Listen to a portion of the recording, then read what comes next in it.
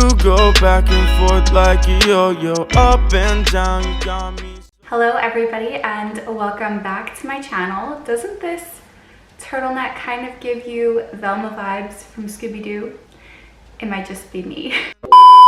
If you're new to my channel, my name is Kailin and I post videos every single Saturday. And I post videos mainly about intuitive eating and eating disorder recovery. And in today's video, we are going to be talking about the third principle of intuitive eating, which is where you make peace with food and give yourself unconditional permission to eat whatever you want, whenever you want. Harley is eating his bone, so I think I have to wait a little bit until he's done. So in this video, we're going to explore what it truly means to be at peace with food, the consequences of restriction. We're also going to explore guilt and voice a lot of fears that people have around food and intuitive eating. For example, if I eat this food, I'm going to lose complete control, or the idea that you are addicted to a certain food. We're going to address all of that in this video. We're really going to emphasize on what restriction does, how the mind works. I'm not going to get into the science behind it because I'm not a doctor. Most of the information that I'm going to be talking about in this video comes from two books in particular, and I'm going to leave them in the link below. But personally, I don't really like to hear about a bunch of statistics and hormone names and all of this kind of scientific stuff. It's just not really my jam. The reason I make these videos are to help you. It's sort of an introduction into the principles of intuitive eating. So one of the first things that you have to do to completely make peace with food is to give yourself unconditional permission to eat whatever you want, whenever you want. Time of day, it does not matter. The food that you're eating, it does not matter. You have permission to eat a midnight snack, after 7, a cookie, a donut, broccoli, potatoes, it doesn't matter, okay? You have unconditional permission to eat anything that you want. A lot of diets stem from restrictive habits. So if you're coming from disordered eating, or if you're just coming from dieting in general, you have a pattern of restricting yourself, whether you're restricting certain food groups, when you eat, like intermittent fasting, how you eat, for example, 6 small meals a day, or 3 big meals, or 1 big meal. All of these are rules. And the biggest consequence of saying that you can't have something is that your brain is gonna want it, okay? You're gonna want it more than anything. If I tell myself that I can't have cookies, if I'm in the grocery store just going down the aisles and I come across the cookies, I'm probably going to want them more than I have ever before. Even if I perhaps would have just passed by them, now that I've told myself and my brain is registered that that is forbidden, I'm going to be more drawn to it. And that is often how diet cycles work. And before we get into diet cycles or anything like that, I just want to quickly emphasize that you cannot fully recover from any kind of disordered eating if you still have any kind of food rules or fear foods. I don't know any dieters who are just, super happy, because most people who tend to diet are unhappy with themselves or how they look. So the purpose of the third principle of intuitive eating is to give yourself permission to eat whatever you want, whenever you want, and try to be attuned with your body, with your hunger signals, with your fullness cues, and also making sure to not feel guilt or shame around your food choices.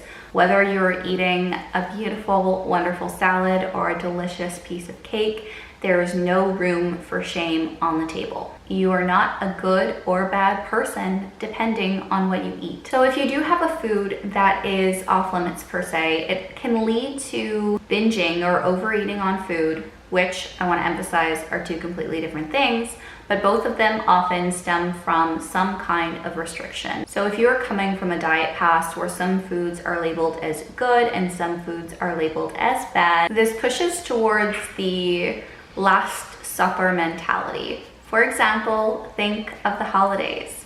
People are gathered around at a dinner table, and perhaps there's food on this table that they normally wouldn't eat because they classify it as bad. So they eat whatever they want and as much as they want, but they're not listening to their hunger or fullness cues because they don't have this food often, because it's not in the house, because it's not offered, because they see it as bad. They try to fill up on it as fast as possible and believe that when the new year comes, they're just going to be good. And this is that Last Supper mentality, I'm going to eat whatever I'm craving on the Sunday because come Monday I have to be good, or come the new year it's going to be a better me. It's kind of like that what the hell mentality. You're on a diet, you think that you're doing good because you're restricting all of the food that you told yourself that you have to restrict, and then maybe you're at a get-together and you have a cupcake, and then you have this idea of, all of my progress has been totally thrown out the window.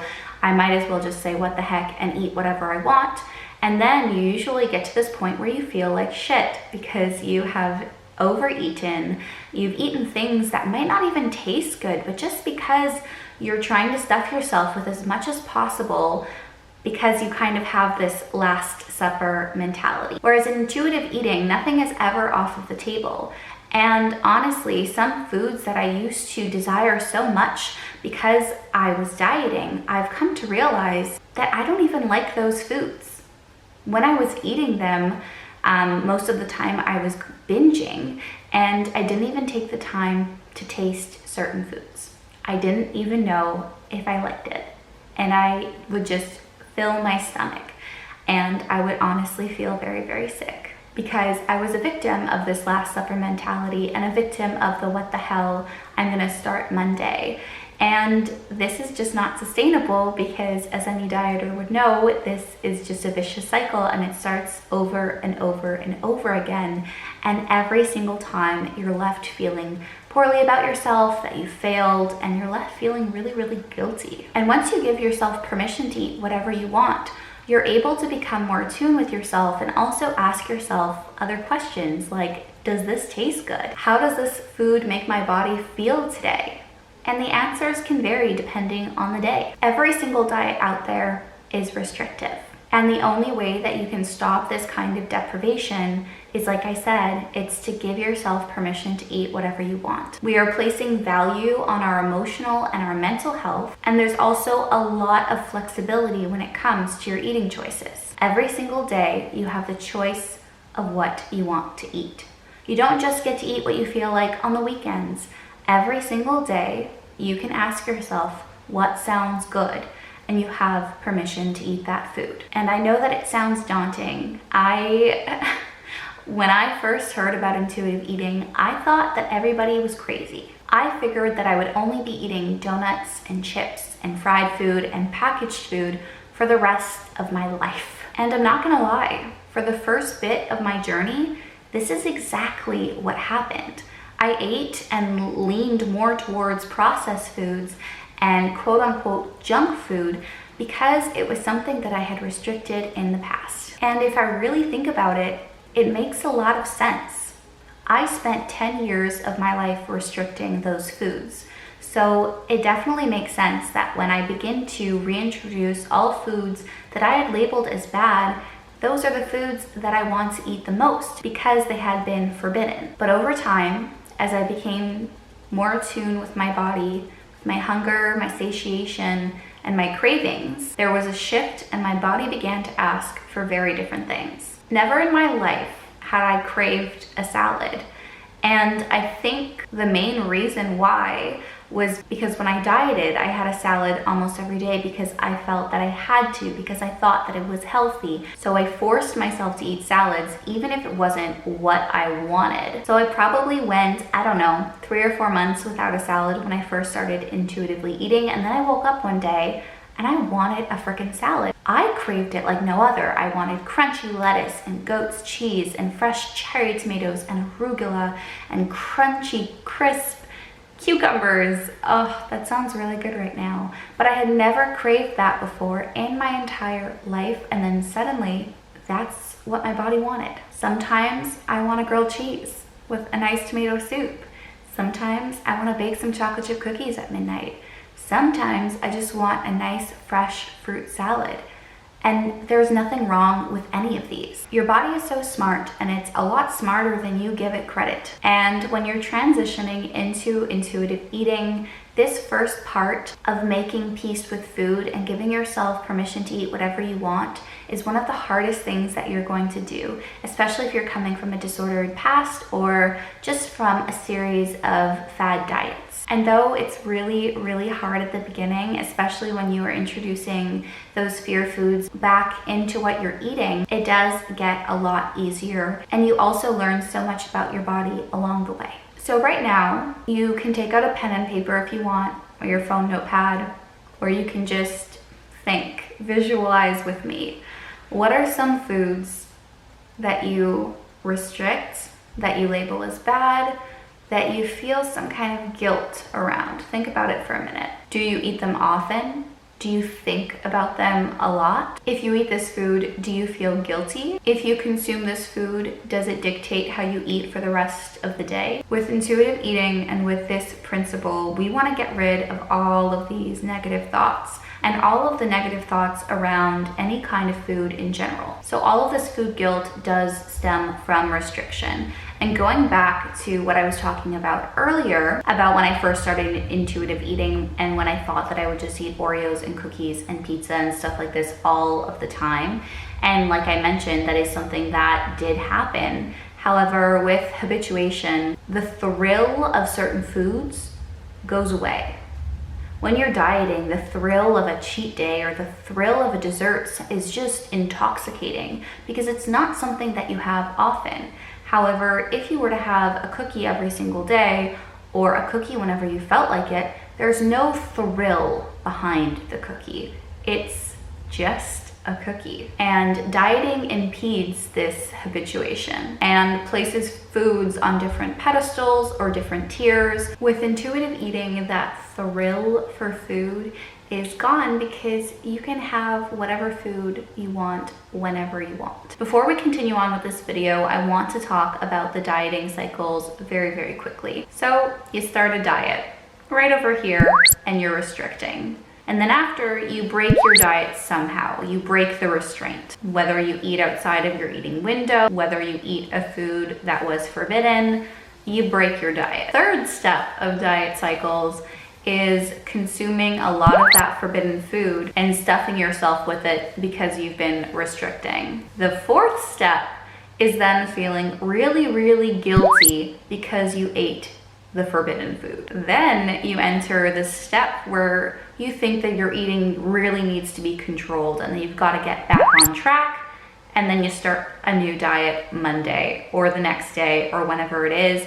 And that diet cycle just continues to repeat itself over time. And I want to emphasize that dieting leads to stress. It leads to an unhealthy fixation on food and makes it really, really hard to communicate with your body in general. So when you're full, when you're hungry, all of those cues kind of go out the window if you're participating in any form of restriction. So if you haven't entered into this section of intuitive eating yet, you're probably scared and you probably have certain questions. And these are questions that I had at the beginning of my intuitive eating journey as well. So let's voice some of those very common fears and try to work through them a little bit. The first thing is, once I start eating this food, I won't be able to stop. So once I start eating sweets, I won't be able to stop. Even though there's a chance that you will overeat at the beginning, when no food is off limits, you're going to start to realize that if you eat past fullness, the food is not going to taste the same.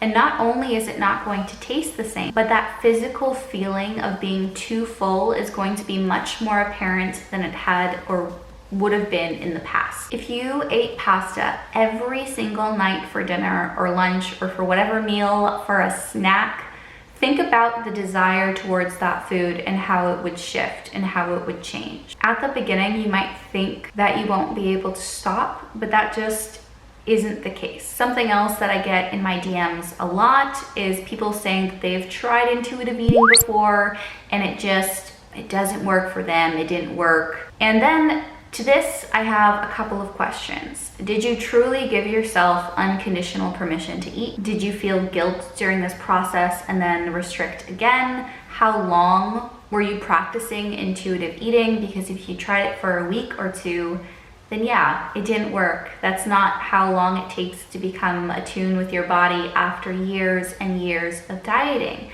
It takes a long flippin' time, and that's okay. You have to give yourself grace. And also think about it. Did you give yourself permission to eat meals that you wouldn't have considered as balanced? Or say after 3 meals, if you were still hungry, did you still continue to eat?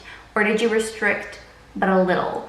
All of these things go into why intuitive eating perhaps did not work for you. Now, one of the biggest concerns when it comes to intuitive eating, or a big concern that people raise in my DMs is, but I'm not going to be healthy, or I'm not going to be eating particularly healthy. And eating power foods, so foods that are more nutrient dense, feels really good. Feels good for your insides, it feels good for your body in general. But also eating forbidden foods, or foods that would be classified as pleasure foods or junk foods, we don't really like labels on this channel, is also one of the healthiest things that you can do for your body. Dieting has so many long-term health consequences that people don't even think about. And I spoke more about this in my first intuitive eating video that I'll link below. But right now, your focus is not on nutrition. It's not on balance. It's about trying to fix your relationship with food and stop feeling guilty around certain foods or food groups or food rules. Gentle nutrition, which is the 10th principle of intuitive eating, will be incorporated into your intuitive eating journey, but that is not what the main goal is right now at this point, especially when you first enter intuitive eating. You shouldn't be thinking about health per se. Another common misconception is that people believe that they are addicted to certain foods. And the only reason that you think this way is because of diets or because you have dieted in the past. This feeling of addiction isn't actually addiction, but it's a response to deprivation. For example, if you go on a camping trip, or maybe you're just in your house and you don't shower for a full week, when you get home from that trip, or when you are finally allowing yourself to shower, you're gonna want one like no other. And that's not because you are addicted to showering, it's because you were deprived of it for that week. A lot of people also don't trust themselves around certain foods, and I think that this also has to do with that mentality of believing that you are going to overeat. And again, this is another consequence of dieting. It's nothing to do with you and everything to do with dieting, because when you diet, it severs that connection that you have with yourself and with your intuitive nature when it comes to eating. And trust takes a long time to rehash. You've most likely spent years not trusting yourself, not trusting when you are hungry, not trusting when you are full, and just following certain diets and certain fads. So it's going to take a while to learn to trust yourself again. Something else that people are also very worried about is that their family or friends are going to be criticizing their food choices. And I want to emphasize that only you know your hunger, your fullness, your cravings. The only person that can fully understand what you want or what you desire is you. And if you want a healthy relationship with food from a history of dieting or disordered eating, then that is your main goal right now. They don't need to understand you, but they do need to respect you. I would say that that is like a bare necessity. And the last thing that I want to address is probably the biggest thing ever, and it's people believing that they don't deserve to eat certain foods until they are at a lower weight or until they lose X amount of weight. And this is a diet mentality. You want to throw that away. Intuitive eating is not a diet. It doesn't stand for diet culture or for these diet thoughts. Focusing on weight loss and focusing on losing weight and dieting is the root of all of your problems right now. And I want you to understand that it's hindering you and not helping you in any way. So one of my biggest fears when I started intuitive eating was having dessert. I thought that having dessert was bad, or going to bed just with a full stomach in general, I thought was bad. And the reason that I thought dessert was bad was just because of diet culture, and if you're going to have dessert, it has to be a healthified dessert. And so at the beginning of my intuitive eating journey, how I challenged this fear food was I had dessert every single night. Every single night I had dessert. And at first it was really scary, and then it became kind of routine. And then I realized that some nights I didn't want dessert. Now it depends on how hungry I am, if I have any cravings at all, and sometimes I love to end the night with some ice cream. And some nights I'm just satisfied from my dinner, and that's it. But I want to emphasize that it is not a race. You do not have to introduce all of your cravings and all of your fear foods at once when you begin intuitive eating. That could be extremely overwhelming and can honestly put you off of intuitive eating completely. Perhaps make a list of foods that you want to conquer, foods that you don't want to consider bad anymore, foods that you were scared of, foods that you just want to give the middle finger to and say, you are just food, you have no power over me. And when you begin your journey, pick one that you think will be the easiest to conquer. If they're all equally as hard, pick one at random and move on from there. This specific advice is particularly important or targeted towards people who come from eating disorders. But making peace with food is such an important part of intuitive eating, and it's also one of the healthiest things that you can do for yourself. And as you become an intuitive eater, you're going to realize how certain foods make you feel.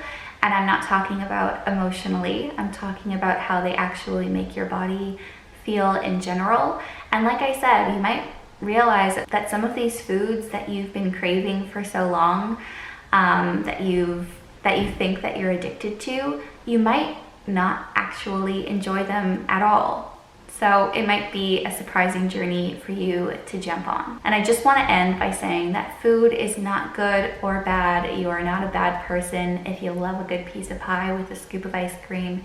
You're not a good person if you have a salad every day for lunch. Your worth and food and your body, they don't have a correlation. So it's time to take that step and make peace with food. If you have any other questions or have any other fears like the ones that I mentioned early on in this video, please feel free to comment them down below and I will answer every single comment, or you can also DM me on Instagram. I also read through those every single day and reply to them. And thank you so much for watching. I hope that this video was helpful in some way. And again, I post videos every single Saturday, and I hope to see you in my next one. Bye, guys. Gravity, it keeps bringing me down.